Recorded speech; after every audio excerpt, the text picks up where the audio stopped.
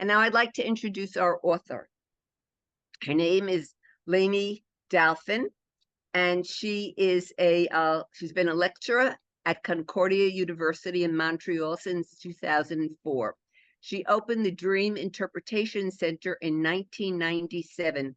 Besides numerous media and speaking appearances, Layne is well known for her Understanding Dreams column at Psychology Today and her Dreamcatcher column at Oprah Daily. She says a dream is an interior problem-solving conversation that takes place between the unconscious and the conscious mind. Understanding your dream can propel your problem solvings. Layne's goal is to introduce the general public to the value of understanding the language of metaphor spoken by our sophisticated unconscious mind. She is also the author of Have a Great Dream, Book 1, The Overview, and Have a Great Dream, Book 2, A Deep Discussion. Please welcome Layne Dalfen. Thank you. Hi, you. Layne. Welcome again. Well, good evening, everybody. I'm so happy to see such a nice amount of people here, and I'm sure it's going to help for a healthy discussion. So I call it putting up wallpaper, and I will probably put wallpaper up 2 times during this evening. The first time I'm putting up the wallpaper because I want to be sure that all of us are standing in the same room. And that will be to say what actually Joan was just saying, is that every dreaming is just thinking. I want to take the mystery away. A dream is an interior problem-solving conversation that takes place between your unconscious and your conscious mind. And whether you remember your dreams or you don't, since dreaming is just thinking and we don't stop thinking at night, the language happens. It's not like a curtain goes down at night and a curtain comes up in the morning. We are always thinking. And the only difference between the way we're thinking during the day or thinking at night is we're speaking a different language. The unconscious has its own language of metaphor. And I am much more teaching the language of metaphor than I am teaching dream analysis. But every dream, and I'm staying surface, you'll find out about me tonight that I love going deep. But before I go deep, I always like to stay surface for a few reasons. The first reason is because the situation that triggers a dream on the first level is always about something that either happened to you yesterday or something that you thought about yesterday. And whatever that thing is, it's bugging you. Because the same way you wake up in the morning and you prioritize your day, who do I have to call? Who do I have to email? What do I have to do? What errands do I have to do today? And you prioritize your day. If you have 20,000 things happen to you today, which you probably do, I'm including every time you got an email, every time the phone rang. So every time you went to the washroom, every time you thought about something, if you add it all up, there's thousands of things that happen to you in a day. And when you go to sleep tonight, your unconscious also prioritizes the one thing that's bugging you the most. And sometimes we have 2 things that are kind of similar that are bothering us. So just to interrupt myself for a second, if you're a person who has trouble speaking up for yourself, chances are good that there's might be 2 or 3 circumstances in your life in the last couple of days where you have something to say and you're not saying it. And so in that regard, the prioritizing that happens when you go to sleep at night, you might choose a subject where there's a few different things happening like that in your waking life. And so what happens is it gets triggered by some person or situation that's aggravating you. And we test out different possible solutions and reactions to that person or situation. So that's what the dream is about. And because I'm a person who does like to go deep, if I say to all of you, there's gold under the ground here, that'd be amazing that there's gold, but we would have to know, where are we going to start digging?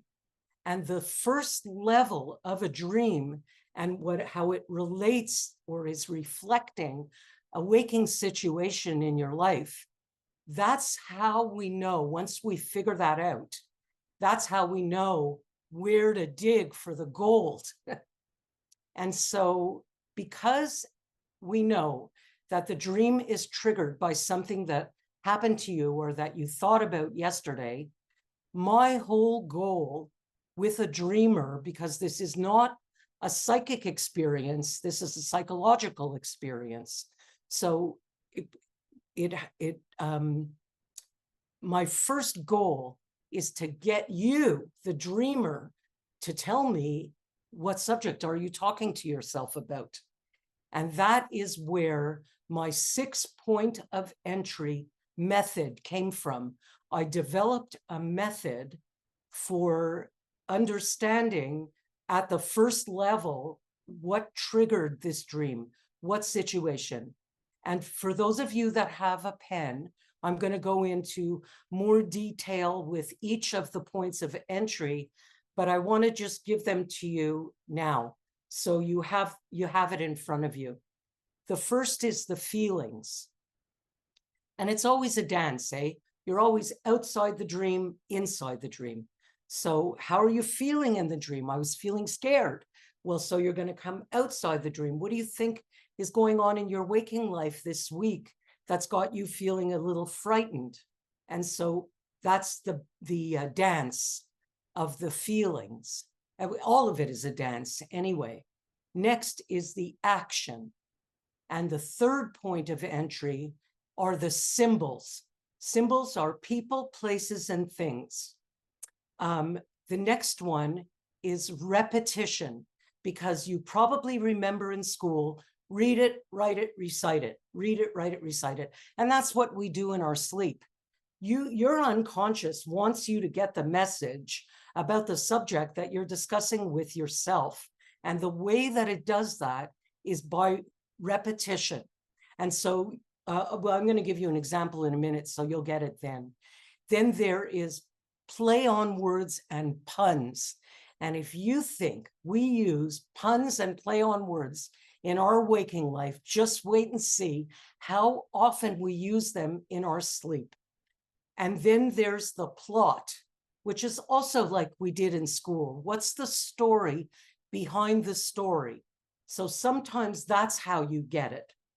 And that's it. The feelings, the action, the symbols, the repetition, the puns and play on words, and the plot. Those are the 6 points of entry. Here's some examples. Let's talk about the feelings. So one dreamer, in this lecture, I often use one picture dreams, because you know the expression, one picture is worth 1,000 words. Well, boy, is it ever true when it comes to dreams. And so one woman dreamed recently that she's at Turks and Caicos with her girlfriend, and she's in the calmest, crystal clear water right near the shore. And she just feels so relaxed and so blessed. And in the dream, all of a sudden, she looks off to her right and sees a massive tsunami wave. And it's not moving, but it's there. And so this is what the dream was about. This woman's husband had cancer, and he had gone in for a test like about 6 months later. And during that week, she absolutely promised herself that she is not going to get crazy before the results come in, before there's a reason to get crazy. she promised herself that she's going to try her best to remain calm. So when I was using a symbol's point of entry, which includes her girlfriend, I asked her very quickly, what are the first 2 or 3 things that come to your mind about that friend? And she said, oh my God, she's the calmest person I know. She's gentle, she's sweet, she's happy, and she's kind. And so that's like the water, gentle, sweet, calm. And that is an example of not just the feelings with that tsunami wave in the background there, which is the results of his test that she's anticipating, but she keeps the hysteria at bay and she spends her time there. You see a great example of repetition. She's got repetition because she's in calm water with a calm friend. And that was a great idea that she did that because his results came back fine. And so that dream really helped her manage over the edge to keep herself in a good headspace. And she ended up getting fantastic news anyway. So here's some examples about the action in the dream.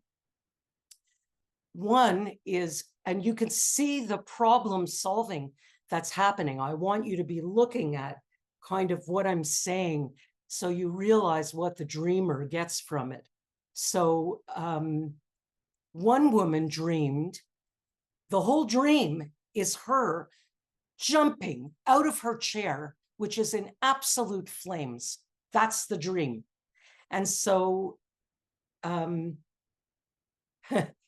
got her moving. That was an action dream. And I'll talk about Freud and Jung later, but just to say, Alfred Adler, if Freud was looking into the past and Jung was looking at a wider, rounder range of what we all have in common as humans, Alfred Adler was looking forward, and he would have said that the dream gives rise to an emotion that helps you move forward towards the goal. And that woman with her chair on fire, she was procrastinating, and that dream made motion. It helped her get in motion, movement. And so that's a great example of an action dream. Or maybe I'll sometimes hear people saying to me, I was trying to run, but my feet wouldn't work. They were dragging. And I'm always going to ask that dreamer when I hear that sentence, because I write like a maniac, and you'll see that happen tonight when I hear some of your questions and dreams. I write like a maniac because I want to hear the dreamer's language. And if I hear, as opposed to my language, I want to hear your language. And so if somebody says to me, I was trying to run, but my feet were not working, I'm going to ask that dreamer, what do you think you're dragging your feet about?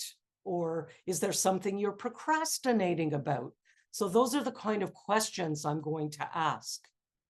And I'm jumping ahead because I will, right now we're in the find out what the problem is section, but we are soon going to move into the solution finding aspect of dream analysis. And I have 8 different ways that you can find a solution in the dream. And one of them has to do with the action. And so here's this woman, and she dreams that she's at a picnic and it's just plain gorgeous outside. And she's so happy. She's having such a good time. And there's some ants, but they're not really disturbing anybody. But all of a sudden, it turns into a situation where there's a horde of ants. So it moved from a couple of ants to a horde of ants, and they're everywhere. And in the dream, she's trying to push them away off her with her hands. And so before we even analyzed the dream together, I was already focused on the solution, because sometimes you want to look at your action in the dream and does it fit? So I asked her, if you were really at a picnic and you had a horde of ants all over the place, would brushing them off with your hands, would that help get rid of a horde of ants? And the answer to the question is no. So before we even know what the problem is, we already know that the dreamer's response is inappropriate. And you will learn from me tonight. In Layne Dalfen's world, there's no such thing as good or bad. There's no such thing as right or wrong. For me, it's all about appropriateness. And it always has to do only on a situation by situation basis. Am I responding to today's situation in the most appropriate way that I can? That's always my focus and my question. So I'll just tell you. Layne, Yeah. we have a question that might relate to this. Someone asked, when I dream, I cannot describe in words what I am feeling or seeing. Is this unusual? No, it's not, but I think I should finish like Okay, like you don't need to analyze that, because whatever feeling you wake up with, you don't have to remember your dream. You don't even have to have words. You just need to wake up and think to yourself, how do I feel? How did I feel when I woke up? And then you can ask yourself, what happened yesterday? What's going on this week that's making me feel in a similar kind of way? And that is also going to help you just as good as I could about figuring out what's the situation that you're discussing with yourself. And so just to finish about the picnic dream, because I just take the stage here, Joan, while I go through these 6 points of entry, because I want everybody to get the feeling of what the points of entry look like when you measure them over the dream. And got it. so this woman was having an affair. That's the picnic. She's having an affair. And the small amount of ants are her husband, his wife, her kids, his kids, which were not really getting in the way of the relationship. So it's okay for her to have been thinking that it's a picnic. Except the problem is that he got transferred an hour and a half out of town. So now that means if they want to continue seeing each other, she's going to have to stop what she's doing, drive an hour and a half to get to him, and then I imagine need about an hour and a half with him. And then she needs another hour and a half to get back to pick up the kids at school, which isn't working. It's not going to work. It's too distanced. And so that was the reason the small amount of ants turned into a situation that was out of her control. And so when I heard the dream, and then I heard the reflection, what situation it was reflecting, my question was, do you think you're going to be able to get rid of ants by pushing them away with your hands? Maybe you want to get out the raid. And so that's kind of what I said, which is very Jungian to, to play it out like that, and give the dreamer other ideas.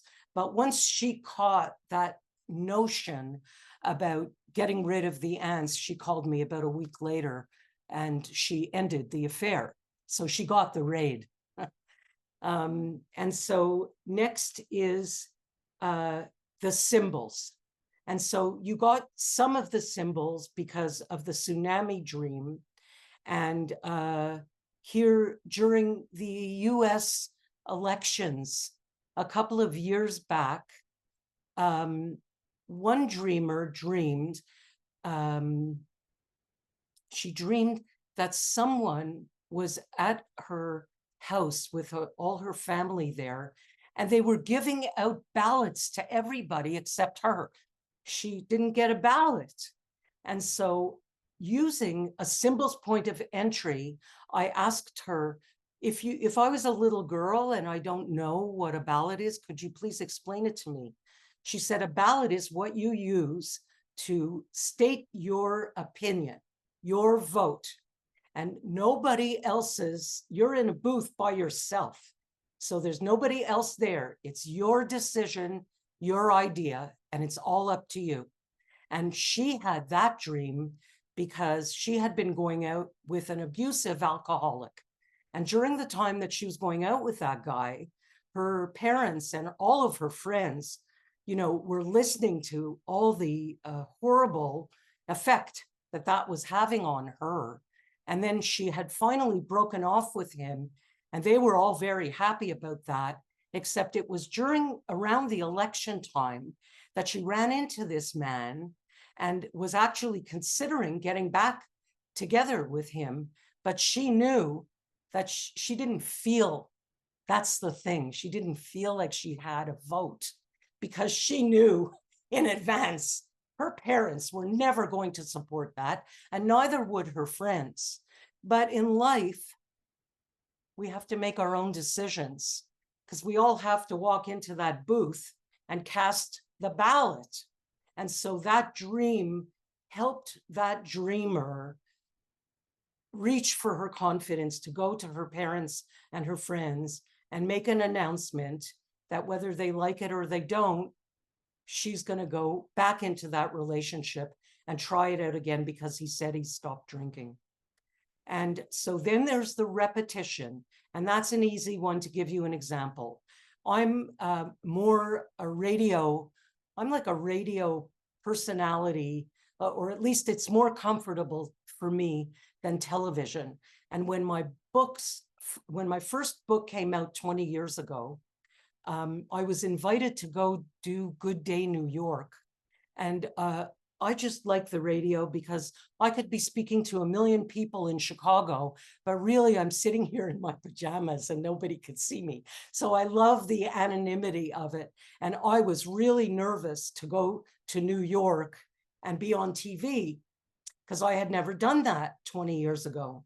But I was not discussing my fear during the day. So whatever it is that you're holding in during the day, I'm here to promise you it's going to arrive at night. So I went to sleep. This was during the Christmas holidays leading up to January, when I was going to be going. One night I dreamed about a ghost. In my personal dictionary, what does that mean? It means I'm scared. And then later on, I dreamed that I was standing on the abyss of a cliff. What does that mean? It means I'm scared. And close to the morning, I dreamed about my grade 5 teacher. And what does that mean? It means I'm scared. And so I'm saying to myself, I'm scared, I'm scared, I'm scared. And all the images are completely different, and yet they mean the same thing. And that dream is a picture of whatever it is that you're holding in. And we humans love doing that.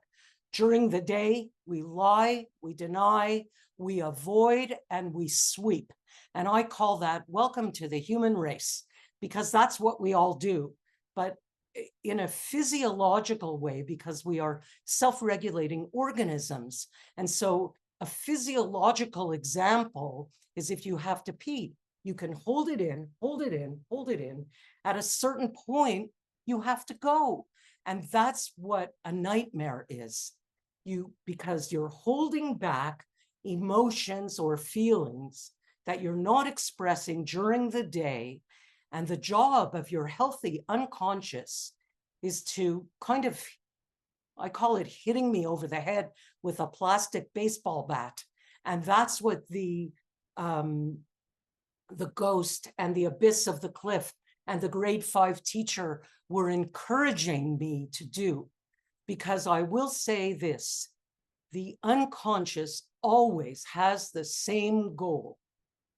Its goal is to take the interior conversation called the dream and bring that conversation outside to waking life, because that's where you're going to brainstorm. Because the minute I went to my kids, to my husband, to talk about how I was feeling nervous about New York, now I started getting feedback and suggestions and ideas. And so that's how the air gets let out of the balloon. And a balance is created when you have a nightmare. And besides the balance being created, it also serves well to grab your attention, because that's what your unconscious wants. It wants to grab your attention so that you'll talk about it. Puns and play on words are my favorite point of entry because we do it constantly. So if I say to you, I fell on the street in front of a bunch of people, I was so embarrassed, I thought I was going to die. Well, if you talk like that and you use that kind of language, don't be surprised if you go to sleep tonight and you dream that you're dying. Or I was just talking about going to the washroom. What about the woman who said that she had to go to the washroom so badly and she couldn't find a washroom, and she finally did find a bathroom and she got into the stall, but she couldn't get out of the stall. And so now I'm hearing, what are you stalling about? That's going to be my question. Or the woman who said there were snakes all over the floor. I couldn't put my foot down. And I said, why? Who are you having trouble putting your foot down with? And it was her husband. And so that's how you get it. That's why I write while a dreamer is speaking. And it's why I want you to say your dream out loud, because when you speak aloud, you're going to hear a lot of the time, you're going to catch what's happening. And I'll leave you with my favorite play on words about a man who dreamed he had his hand down the kitchen garburator in watermelon rind, looking for a key. And we got it when he said, I was feeling in the pits. So I don't see faces, but I'm going to figure that out in a second. Would you like me to read the questions now? No, I'm Not almost yet? there. I'm almost there. The last Okay. one is the plot, which is the story behind the story. And because I was talking about language and dying, I'll use my daughter, one of my 4 lovely daughters, as an example, who years ago, when she was in high school, she went to sleep and dreamed that she had 3 weeks to live. And because I'm a style of personality, I'm a take care of it kind of person. She knew in the dream that if I take this to mommy, she's going to be able to save me. And in the dream, I wasn't able to save her. And once we analyzed the dream, we discovered that it was because her exams were 3 weeks away. That's why she said she felt like she had 3 weeks to live. And of course, she was correct. I could not help her or save her. She had to do her own studying. So that's an example of a plot when you're looking for what's going on in the background. And so those are the 6 points of entry to help you uncover what is the situation that you are discussing with yourself, so that you could put yourself in a position to look back into the dream for solution finding, which will be sort of the next part of my discussion. So yes, ask questions. Go for it. Okay. Now the questions. The first one, which is sort of answered. When I dream, I cannot describe in words what I'm feeling or seeing. Is this unusual? That part, I don't think you quite answered. That he said that he can't describe what he's, when I dream, I cannot describe in words what I am feeling or seeing. Is that it's fine. unusual? It's fine. You don't need to remember. It's if you can get in touch with how you feel when you wake up in the morning, that's enough to help you connect to what's the situation that you want to be discussing, that you do want to be discussing. Right. Yeah. I think when you were discussing about the ants, so a woman commented, so a few obstacles were manageable, but a horde of obstacles were not. Exactly. This is true. Well said. So, so dream symbols may not be universal, but unique to the individual dreaming. Here's what I want to say about that. Every single memory and association that you have ever had since you're born is stored up in your very sophisticated unconscious mind. And it cannot be the same as anybody else's because it can't. It's like your fingerprint. It's as unique as your fingerprint. So when you want to say something to yourself, like if I want to say something to myself about Andy, my filing cabinet, I mean, I'm 71, so I call it a filing cabinet. My kids call it a database. But the point is, the database or filing cabinet opens up when you want to say something to yourself. So if I want to say something to myself about Andy, every single boyfriend that I ever had in my life is in the same file as he is.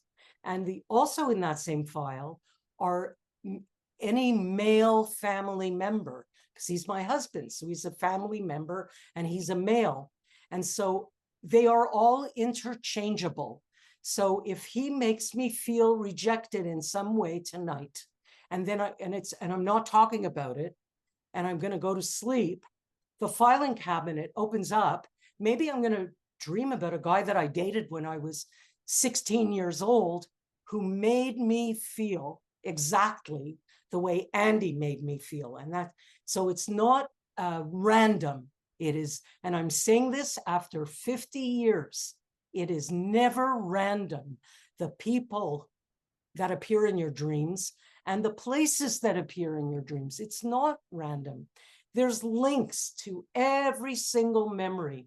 And so while it's true that we all have certain universal things in common, like, for example, every single one of us, when we're 6 or 7, 5 or 6 or 7 years old, loses our teeth. And so that's true that we all have that in common.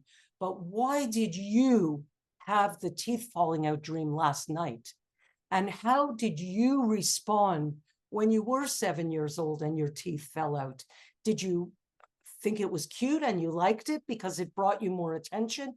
Did it make you feel uncomfortable because the pronunciation of your words wasn't the same without your 2 front teeth?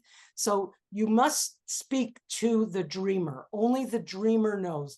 And the rest of us, and this is great, this is a great lesson. It's a great lesson. You can never tell somebody what they're thinking about. You can only project. That's the only facility that we as humans have, is to project under what circumstance would I be feeling like that. But you would have to ask the dreamer if that projection fits for that person because of all the different life experiences that we have. This person has 2 questions. Are most dreams in color or black and white? And is there significance? It depends. I mean, if you're really angry about something and you usually don't dream in color, but you remember, for me, it's all about the memory. What did you remember from the dream? Because that, for me, is what's significant. So if you remember red, for example, and you are really hot and angry at somebody, then red in your dream is an important piece of it. For me, every single piece of a dream is important. And it always depends on what the dreamer is saying to themselves. What do you think about dreams that keep repeating, maybe with some modifications, but essentially the same scene? Excellent, excellent question. And so I gave you some examples with my read it, write it, recite it, the repeating inside a dream where I had 3 different images that all meant I'm scared. So you see repetition happen inside a dream. And then you have repetition where somebody might say to me, I had that dream like 5 times in the last 2 weeks. So that's, for me, get out the plastic baseball bat. That is your unconscious trying to say something to you, and you're doing a great job of avoiding. And so the dream is repeating itself over a short period of time.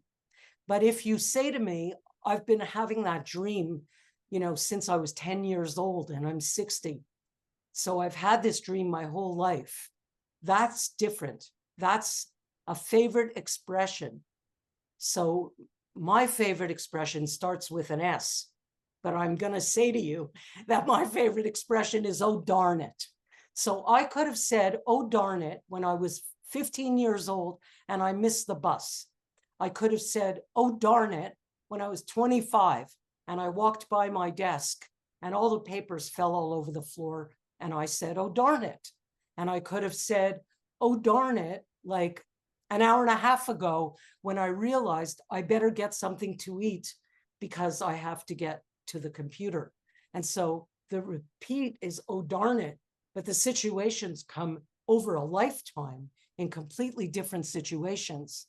So once a dreamer, and I do this with people all the time, once we figure out what is it that you're saying to yourself what's the expression that you're saying to yourself when you have that dream, you probably never have that dream again. So that makes some people happy and it makes some people sad. But usually when you understand what an image means, then your unconscious is going to set to the task of finding something else that you don't understand, because it's just the way it is.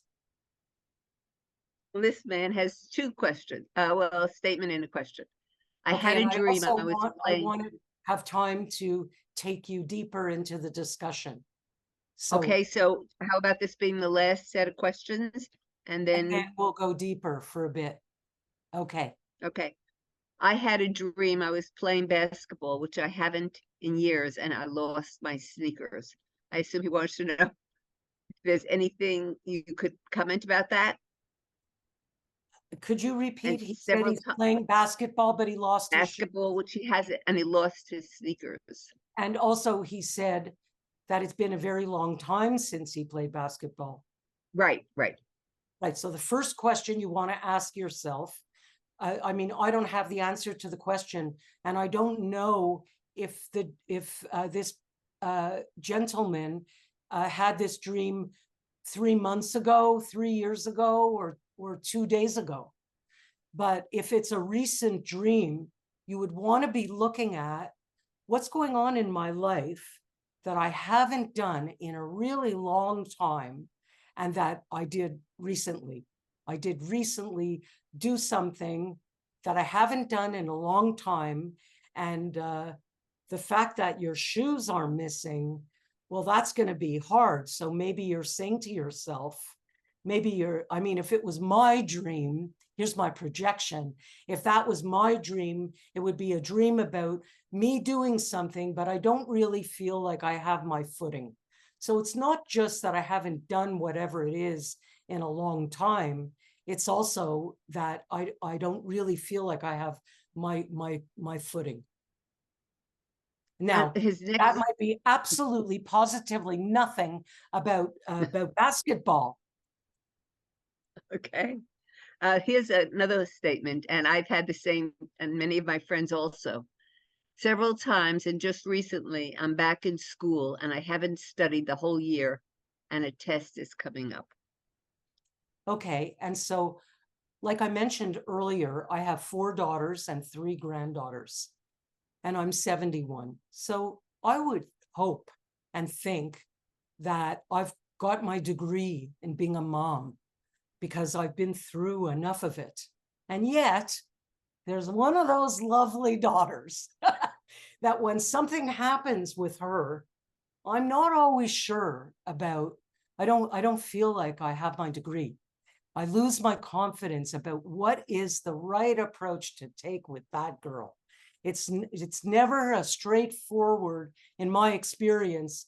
I'm smarter if I pull back and think about how I want to approach. And that during that space of time where I'm backing up to think, that's exactly the moment where I might have a dream that I don't have my degree. Where's my degree? Okay, I will continue the questions later. Okay. Okay, good. And so I'm dying to ask you, and did you leave like 45 unanswered questions there? Joan? Okay, maybe she can't hear me. I'm just curious that I hope I didn't leave like 50 questions unanswered, but it doesn't matter because I'm going to go a little deeper and we will definitely get back to questions once I'm done. And so to go deeper, I have to put wallpaper up again. And here's the wallpaper. It is the assumption, or I'm asking you to accept that when we arrive in the world, we arrive here whole. We have a plethora of potential and possibility when we arrive. We can be shy, we can be assertive, we can be a hero, a chicken, selfish, giving, an initiator, or a receiver. Like maybe you're the person who's always on the receiving end of the phone call being invited somewhere. And maybe you're the person who's always making the plans and inviting people. You could be maybe the comedian in the family, or maybe you're a more serious kind of person. So we have everything when we come into the world. And the people who bring us up, and they don't do it to be mean or something. There's no fault and no blame. It's just about where our parents come from. But our parents teach us that it's better to be one way than another way. And so we become what I like to call over-exercised in some aspects of our personality and under-exercised in others. So your under-exercised parts, for example, is what Carl Jung would have called your shadows, the reactions and responses that are more foreign to you because they are under-exercised.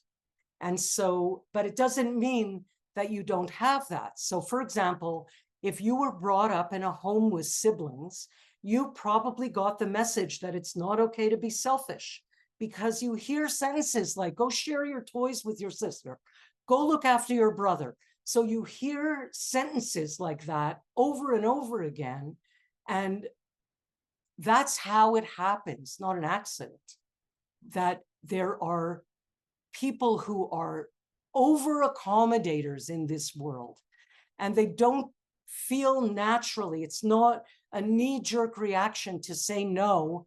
When they feel like saying no, they will probably more likely accommodate, because the accommodation muscle is overbuilt, and the ability to be selfish, which you were told is a bad thing to do.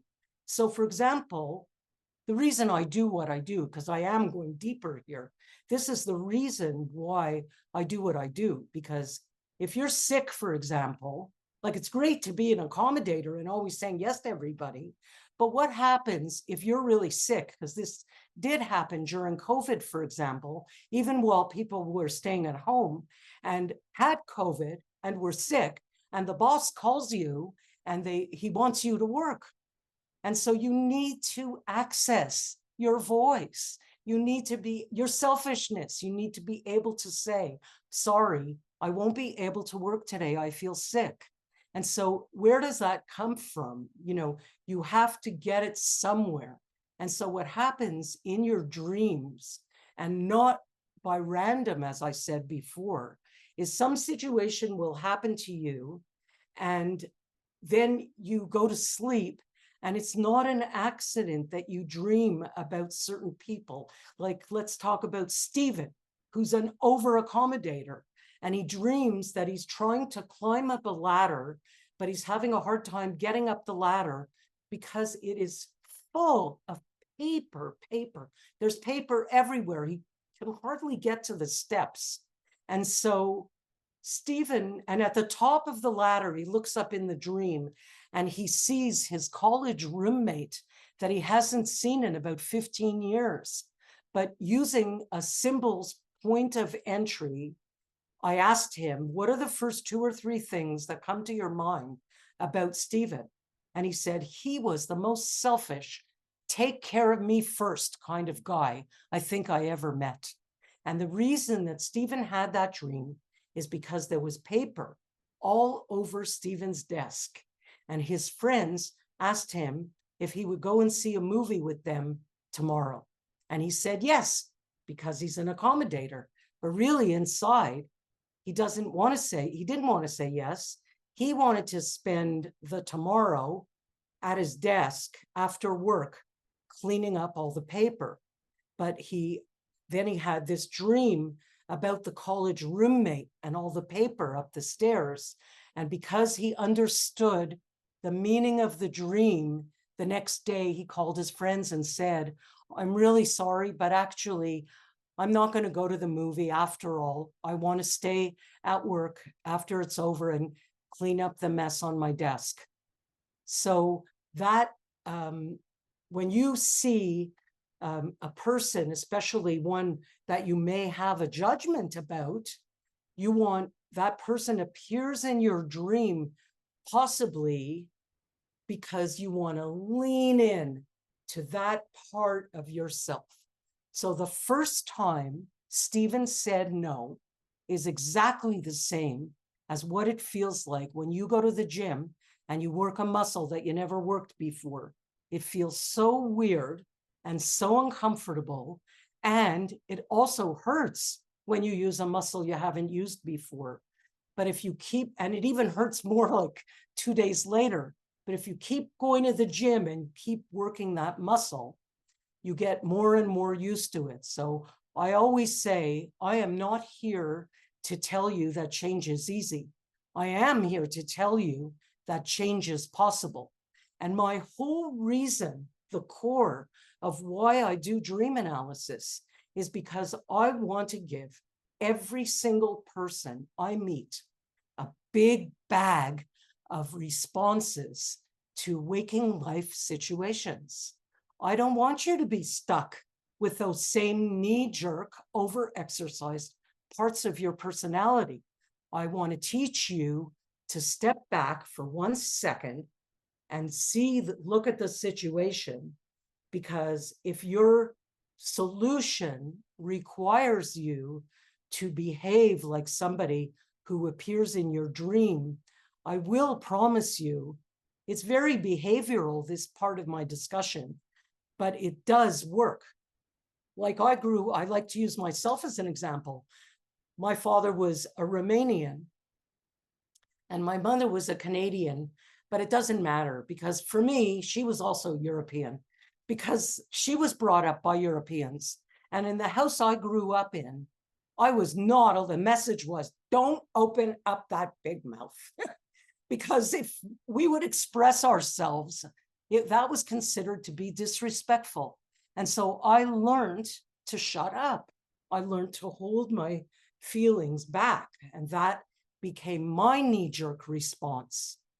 But I remember I was 40, so it's 30 years ago, that one day, Andy, who's such a sweetheart, but what a temper, opened up a big mouth to me, and I stood there saying nothing.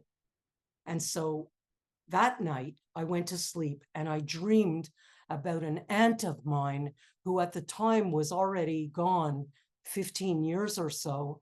But again, using a symbol's point of entry, I asked myself, what comes to mind about her? And I would give you the same answer today, 30 years later. She had the biggest mouth. And if she didn't like you, she had no problem telling you. And if also she loved you, she would also tell you. She was a very demonstrative, open, assertive person. And so I dreamed about that aunt because I needed to access, so I'm not going to become, change is possible, but it's not easy. It doesn't happen fast. And so I'm not going to turn into her big mouth. overnight. But when I got up in the morning, because I understood her appearance in my dream, I went to Andy and I said, Andy, you were like yelling at me last night. Could you please not do that? It makes me feel like I'm 7. I'm with my father. And so my response to him that night was inappropriate, but the dream presented an appropriate response. And I used it, and I call that, when I talk to people, I always refer to that incident and dream as my first time in the gym, exercising my voice. And it's very interesting that I had that experience at 40 because that was the year my dad died. So I was looking for my voice. But so now I've been exercising that muscle for 30 years. Andy would never today open up a big mouth like that to me. He would never do that because I'm like my aunt now, because I've been working that muscle in the gym for 30 years. And I'm not afraid to realize that Andy is my equal. And it's more appropriate for me to speak up for myself if he's going to speak. So we cannot change anybody else. We are powerless over changing anybody else. But we are all powerful when it comes to changing ourselves. And the more that you exercise these different parts of yourself, it's great because you have access to it for when you need it. So that's kind of that's the second thing I had to say. And the reason why I say that, if you know the surface reason, why you had a dream, then you know where to start digging for the gold. So with the situation, to continue with that, just to use it as a fabulous example, is that thing that happened with Andy was about me not speaking up for myself. And so I was able to, using a Freudian, this is how you use Freud, by the way. You sit when you want to go deeper, because not everybody wants to go deep. And sometimes, like some people, they just want to know why the heck they had the dream and now they want to go to work. They don't want to dig deeper and find out what's going on deeper. But I think all knowledge is good and all change is good.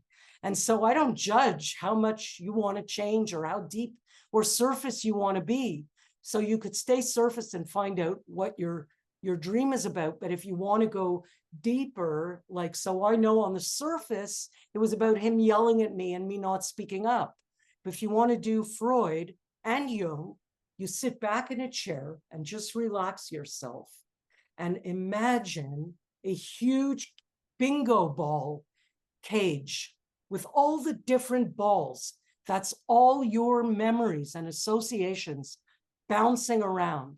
And if you think about how your dream today made you feel, or how the situation, once you figure out what the situation is, you just think and ask for a memory. And I accept memories from myself from when I was 16 or 17, but the best memories are ones that come from way back. So I thought to myself, where in my life did I feel like this? Where does this come from? And that's how I connected it to my father. That's where I got the connection from. The situation was about Andy, but on a deeper level for the gold, it had to do with the way I was brought up and memories from my childhood. And so you don't need to be stuck with how it was back then and how you felt back then and how you responded back then. Because as an adult, you can start training yourself and exercise these different parts of yourself so that you become quite powerful. And especially when you change, the people around you change, because it's not that you're changing them, you change yourself. But all of my kids and Andy, I mean, nobody would start yelling at me and open up a big mouth because they know what they're going to get back. And once people know what they can expect of you, there's a natural shift in how they behave. So that's kind of what I want to say. And that's good because it's 8 o'clock and we started at around 7. And now it's all up to you guys. Okay, so we have a lot of questions. Let me Good. get to the beginning. There has been a lot of questions. Okay, well, maybe you'll find similarities in them. Okay. Yeah, probably you will. You brought up a lot of topics that everybody, okay. The next one was, what about meditation? It's not clear daytime thinking and it's not dreaming. What is it? Well, thinking, we are thinking, and thinking. You're thinking when it's daylight, you're thinking when you're meditating, and you're thinking when you're dreaming. They're just different styles of thinking, and they come in different languages as well. Okay. So you could say to me, I'm so tired, or you could say to me, je suis très fatigué, or you could say to me, I dreamed that I was trying to run, but my feet were dragging. And for me, you're saying, I'm tired, I'm tired, I'm tired. You're just saying it in 3 different languages. Okay. What can we do to help us remember our dreams? My favorite way to trigger dream recall is to sit on a chair and look all around the room and take note of the wallpaper and the paintings and the furniture and the carpet and try and remember it all, and then close your eyes and walk around the room in your mind's eye, and then open your eyes and do it again, and close your eyes and do it again. Because when you do that exercise, you're waking up the same facility in your brain that you need when you're remembering a dream. And that's what I do sometimes. Like, I'll open my eyes and I say to myself, where was I just now? And it's not really that much different than walking around in your childhood home inside your mind. So you just train yourself about inside and outside. And once you do that, by the way, as soon as you do that exercise, we are talking about intention. And intention is everything for remembering a dream. Because if you make a decision that you want to remember a dream, and I've given you several one-picture dreams to prove to you that you don't have to get a big, long dream with a beginning, a middle, and an end, because we are always repeating ourselves anyway. So what is that expression that one flower gives you a feeling of the field? And that's kind of what this is about. So don't feel like you need a story, a whole long story. If you remember one thing, like Stephen and the ladder, you're good. Sounds good to me. What does it mean when you dream about a person who has passed? Well, I kind of just gave you an example about my late aunt, my very assertive late aunt. So she appeared in the dream because I needed to access her personality type in the specific situation that I was dealing with on that day. And so I am always very specific about a situation by situation basis, because the whole reason I think I'm even here altogether, I don't mean here, I mean like here, like teaching and doing this, is because you don't want to be stuck in your same, boring reaction. Like when you turn 60, you don't want to be responding the same way you were responding when you were 20 or 30. You want to be able to stretch yourself out and give yourself more power. And also, then nobody really knows how you're going to react. If you've exercised a bunch of different potential responses and you got comfortable with them, well, then you give yourself a lot more confidence about how to walk through life and all its crazy situations that present themselves to us. Well, this is a simple one. Do you have any handouts? And if you could, do you have any handouts that you could send us? Well, I don't have a handout. That's kind of why I said the 6 points of entry. But Okay. I will say that Have a Great Dream, book 1. It's called The Overview, and it's tiny. It's 100 pages, and you will Okay. know at the end of the 100 pages exactly how to do it. You'll know Okay. everything I'm doing. And then if you're a style of person that wants to get deeper into it, then you can buy Have a Great Dream, book 2, because it's called A Deeper Discussion. And Okay. that's kind of what we're looking at now. If you wouldn't mind at the end, if you would write down the name of the book, or I could do it actually. I have the name of the book, and I'll put it in the chat function for everybody to see. Okay, that's Um, great.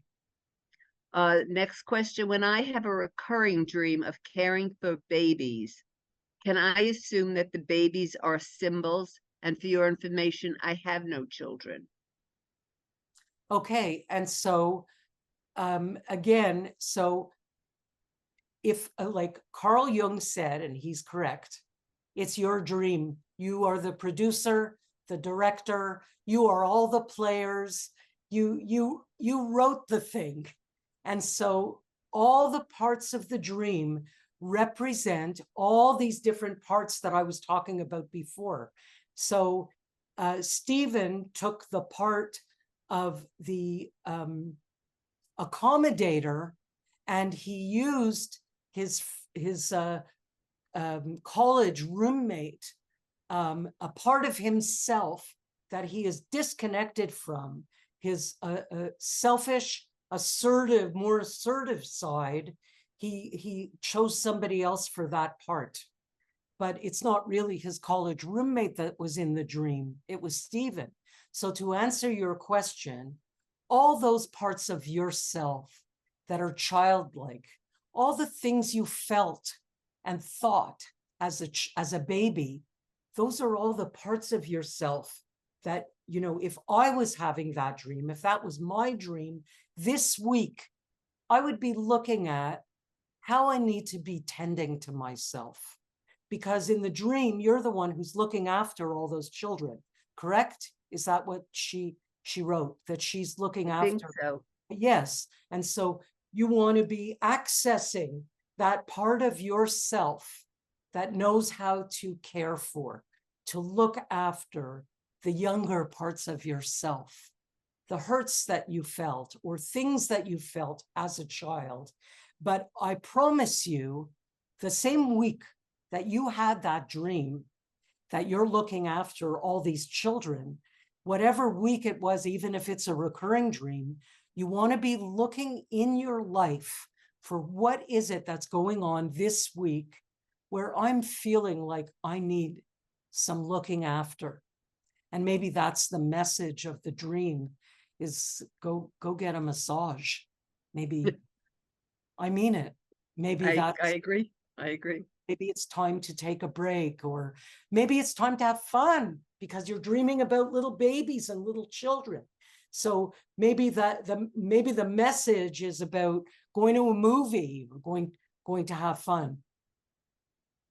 Okay, I had a dream with an ex-boyfriend I haven't seen in over 20 years. I Oh, had a dream he was smiling and took off his baseball hat and was bald. I kissed him on the head. A few days later, I learned that his father had passed.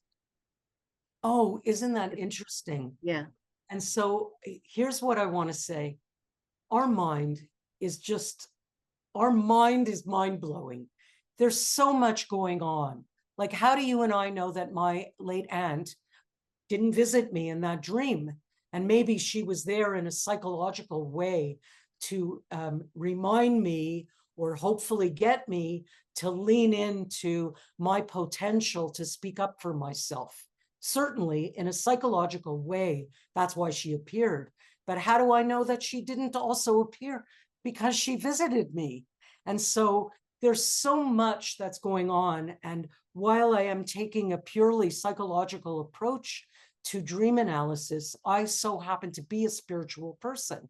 And so I think there's many reasons. I'll dream about my father before I go on a business trip, because he represents that business male part of myself, as opposed to my maternal mother side of myself. So I'm dreaming about my father because he's the personality style that gets me on the plane to leave the kids and the grandchildren. But how do we know that my father isn't also visiting me? And I bet you he is. And so there's so many different things going on. My specialty, though, is the language of metaphor and helping people connect to why they had that dream last night and helping them find the waking situation that's bugging you this week. Okay, here's a comment. Could it be that what you are saying about going to sleep without talking about something that upsets you is what led to the adage, never go to bed angry with your partner, always resolve the situation before going to sleep? I love that Yes, comment. it's true. And doesn't it fit? Perfectly. It does. It But the does. thing is, we are human, and so there are things Sure. that are always on our mind. But as far as not going to sleep angry, I say bravo. Yes, because I still think you'll dream, and I still think you'll dream about something that's bugging you, but it won't be that. Not if you settled it before you went to bed. Any comment about lucid dreaming where you are consciously aware you are dreaming and at times can participate in the dream? Yes, lucid dreaming, for those who don't know, is when you become semi-conscious in the dream and you realize that you are dreaming, and you can manipulate the dream. And so for me, it's a thing about lucidity. I mean, when that woman who was dreaming that she's at Turks and sees a tsunami wave, and she realizes after the analysis of the dream that it was about her husband having a cancer test, she's lucid. So for me, you could be lucid inside a dream where you're moving around and you know that you're dreaming. But the biggest authority on lucid dreaming is Stephen LaBerge. And even Stephen LaBerge tells us that he is all about promoting lucidity during the day, which means that you understand what you're hiding from yourself. Because so it doesn't really, so you could be lucid inside the dream, or you could become lucid outside the dream, and it's all good. It's all good for me. I hear somebody has a future question. This Saturday, our dinner guest raved about all the world traveling, and at the time I felt badly as we haven't traveled. Will I likely have a dream about this, and how will it likely be expressed in the dream? Well, it will totally depend on you and what places you want to see that you feel bad that you didn't. Maybe you're going to manifest some, Paris or some place that you really want to see, but it will depend how you felt that day, what happened to you that day, you know, Yeah. right. So we don't have that kind of control over our dreams. And our dreams are not literal, usually. They are metaphoric. Well, here's an interesting about someone's granddaughter. One of my granddaughters, when she was young, woke up very upset. She told me she had to go. She had the dream that she needed to go to the bathroom and she couldn't find it. Then she dreamed she had finally found it and was so relieved. Unfortunately, she was 12 years old when this happened and very upset by the dream because when she woke up, she found she had wet the Yeah. bed. Right. Yeah, but that feels to me like both. It feels to me like both. And it's so typical for children to not have the same power that we do as adults. Like, for example, I was talking about my late dad before. I mean, if he was yelling at me and I was like 12 years old or 10 years old, I couldn't say to him, "Excuse me, I don't really like how you're talking to me right now. So I'm going to go out and I'll be back soon," because I probably would have landed up in my bedroom for the evening. So we don't have the same power when we're children. And so it makes perfect sense that we would have more nightmares as children, because it's got to go somewhere. The feelings have to go somewhere. And if you hold them in, and you don't express, then that's why kids have more nightmares than adults. Well, do we only dream from this life's experiences, or can we draw from past lives I don't do as that. well? You don't I do that. I don't do that. No, All I'm right. not psychic. I don't read tarot cards. I'm doing Freud, Jung, Adler, and Pearls. Got it. but If you do I not am, acknowledge, but I am a spiritual person. right, you said that. Yeah. If you do not acknowledge your dreams, can there be manifestations in your physical being if you don't acknowledge your dreams? Well, you're still dreaming anyway. Dreaming is just thinking. You can't get away from it. It's We're true. all doing it every night. It's not like a curtain comes down at night and then the curtain comes up in the morning. It's a more free flow. And that's what I do, is teach you what you're saying to yourself at night so that you could see the flow of what's happening during the day. And also the thing is, if you're going through something and you catch a dream like from 2 weeks ago, and then you catch a dream again from last night, if you're still working through the same issue, you can see it. You can see the growth happening.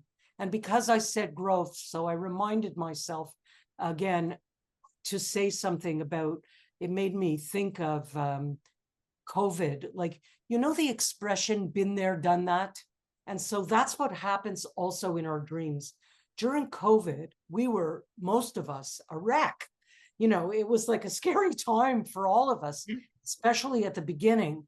And so the fact that so many people were having so many nightmares is such a positive thing, because you go to sleep and you've got anxiety, anxiety, anxiety. And then when you get up in the day and you have this anxiety that at the time was COVID, it's like been there, done that. You were so busy you're practicing at night in the safety of the dream. So that's why Kelly Ripa, for example, I remember during COVID, she kept dreaming that her kids were kidnapped or somebody stole her kids. It was always about the children. And so she was having this anxiety, and that anxiety desensitizes you. And she coped great during COVID because she was having the nightmares that were getting her in shape. That's interesting. What does it mean when you are falling in your dream and you feel it for real, like you are about to fall off the bed? Right. And so I've had that. I mean, there's like a myclonic jerk that happens that's more a physiological thing. But you also want to look at the dream. Like, are you falling and then all of a sudden you start flying? Or are you flying and falling? Like, so you want to look at that, because that's important. And as far as what is it reflecting about what's going on in your waking life this week? Like, I remember that show I was just talking about, Good Day New York. That's so funny. The story is over 20 years old, but one of the people in the studio, one of the interviewers, she told me a dream that she dreamt that she fell out. She was flying and fell to the ground, and then like from a great height, and then got up and walked away. That was a really important comment about that person, that she knows how, when she thinks she's hit rock bottom, she knows how to pick herself up. Oh. And that was the comment about that dream, because it came along with I get that question, if you fall in a dream or if you hit the ground, do you really die? And she proved that no, you don't necessarily die, because she got up and walked away. And it was a wonderful comment about her personality type. What about dreams with different settings, but with a recurring old friend that I have not spoken to in over a decade? Well, I want to ask you, what comes to mind when you think about that friend that you haven't seen in over a decade? What kind of personality type were they? I don't know. Uh, Okay, well, if they um, want to answer, that's why I was curious. I thought I'd be able to see the participants, but I yeah. cannot. Like You could sometimes see their names, but not their faces. not the faces, right? Yeah. Okay. And then there's one which is you don't deal with, extra. Sounds like you were raised with the children that with the saying children should be seen and not heard philosophy, as with so Yeah. many other older people. Okay. And this is well, we're almost at the end. I work in Lower Manhattan following the 9/11 tragedy at the World Center. I had a recurring nightmare that I was falling down a long distance, Wow. sometimes inside a tall shaft, sometimes outdoors. I assumed that it was my subconscious feeling not in control, playing Yes. out the stories of people falling or jumping from the buildings. Excellent. And in some expressive kind of way, I mean, you could also have been making a comment about how you felt. Yeah. Like when something is just so sad, it's like your insides are dropping out from inside you, so and that dream gives you that feeling about how you were feeling. And again, I'm saying it does desensitize you and help you cope better because you have the safety of rehearsal inside the dream. Okay, we have 7 more messages right now, and I don't accept any more. We're going to end at that. Okay. Can you, oh, I forgot to mention this. I don't remember my dreams. Do we always dream? Yes, you're dreaming every Oh, night, every night. son of a gun. I had Thinking no doesn't idea. stop. Can you create habits that help you dream more? I don't dream very much, but I feel like it would be a good thing for me to dream more. The first Is there thing you any can habits? do is put a paper and pen beside your bed and make a decision that you are going to remember a dream. And you probably will within a few days. But make sure, as I said earlier, don't necessarily be expecting a story with a beginning, a middle, and an end.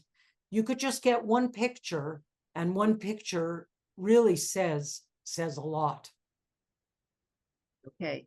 Not often, but from time to time throughout the years, my nightmare is that of an ugly figure is trying to get at me through a door or a window. It's very frightening. What could that be? That would be the part of myself, because I just had this experience like in the last week or two about right away jumping to a negative conclusion about myself. Right away, first thing out of the gate. And so that dream is a reflection of that kind of thing. I should have written while you were speaking, because I like to get the exact language of the dreamer. Could you just repeat it to me again? I've got to get back because it was a few ago. Not often, but from time to time through the years. My nightmare is that an ugly figure is trying to get at me through a door or a window. Very frightening. Right. And so, it's I'd be looking at, you know, who do I feel intimidated by this week? Or is it myself that I feel intimidated by this week?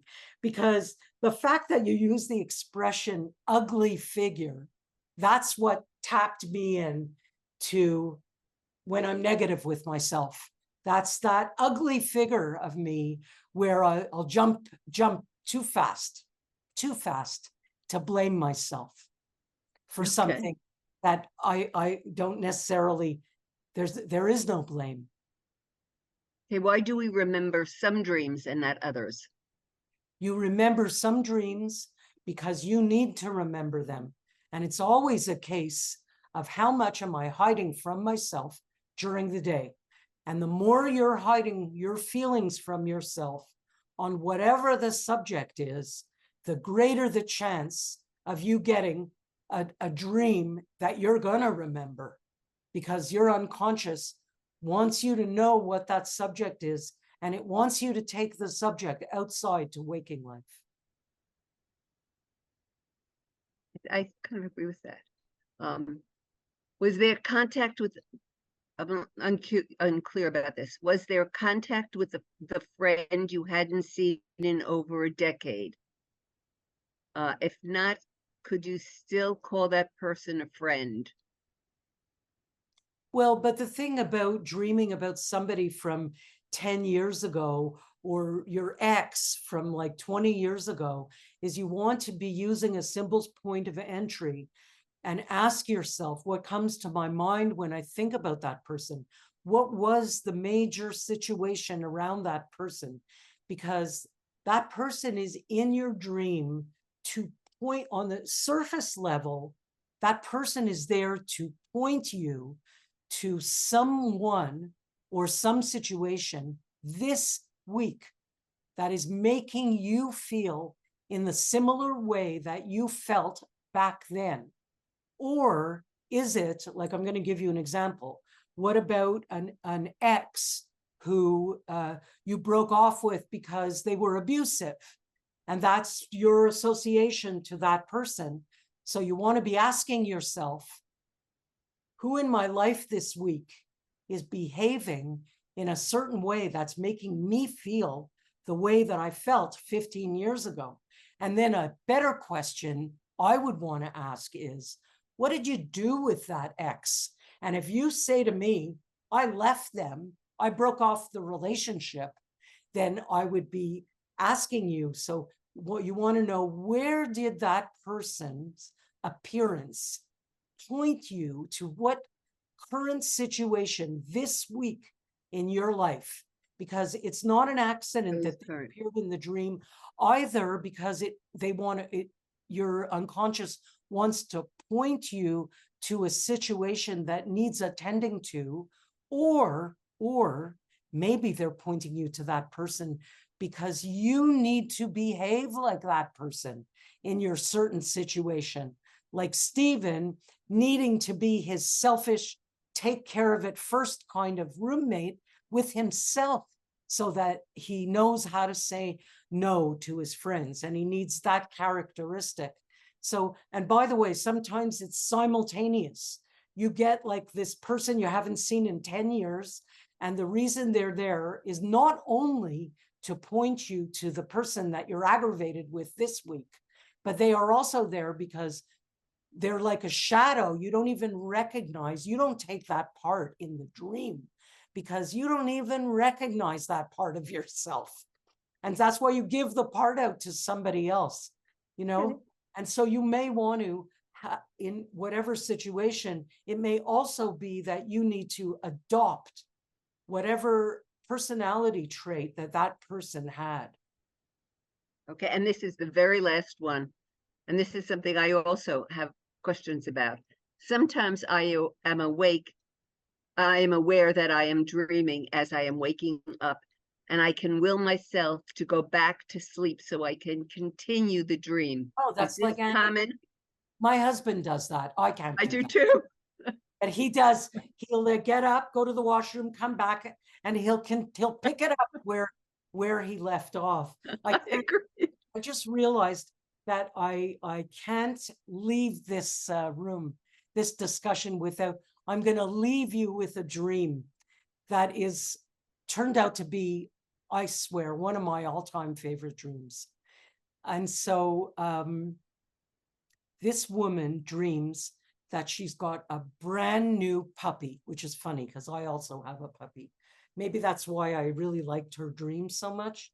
But she's got a brand new puppy and he's so adorable and she's so excited about him and he's so new. All she wants to do is look at him eye to eye. So she brings the puppy up on the table in front of her, and he's so cute and so new. And all of a sudden, excuse the expression, the puppy shits everywhere, all over the table, all over her arms. It's a big mess. And so I used the plot and the feelings and I asked her, what do you think happened in the last couple of days? Some situation that started out brand new and you were so excited about it, and it took a really rotten turn for the worse very quickly. She got it immediately. She said, I know what it is. It's the job. I got a brand new job and I was so excited about it. And now I've been working there 4 days, and it turns out the boss is a really abusive guy and he's been shitting all over me. So now you see play on words and puns and how we use that in dreams. And so from the different ways that I have of finding a solution in a dream, my personal favorite is to take the story of the dream outside to waking life and solve the puzzle outside. And then you could go back in the dream. So I said to her, if you really had a new puppy and you really put him up on the table and he really pooed all over the place, what is the solution? What would you do? She said, well, the first thing I would do is take it off the table. And then I would clean him up and clean myself up. And because I'm in the business of language and I don't want my language, I want the dreamer's language, I asked her, what does that mean, take it off the table? Does that mean something to you? She said, it most certainly does. When I take something off the table, I'm done. I'm not negotiable. It's over for me. And she left my office and quit the job. She took it off the table. Interesting. Isn't that a great Well, dream? that's a great, you hit all the points with that dream. Yeah, We could because all it really understand that. shows you Yeah. how the mirror is so precise that it will just positively blow you away. It's just so incredible, incredible. Well, thank you. Thank you so much. This was absolutely wonderful. I hope everybody will remember. I put down in the chat function the name of the book. I hope you will purchase it. Just have a great dream. And Which one? actually, The my overview. site, if you go to haveagreatdream.com, that's where There you'll you go. also find me. Perfect. Okay, thank you, Layne. It's been a pleasure Thank knowing you you and so meeting much, you. Joe. And thank you all for coming.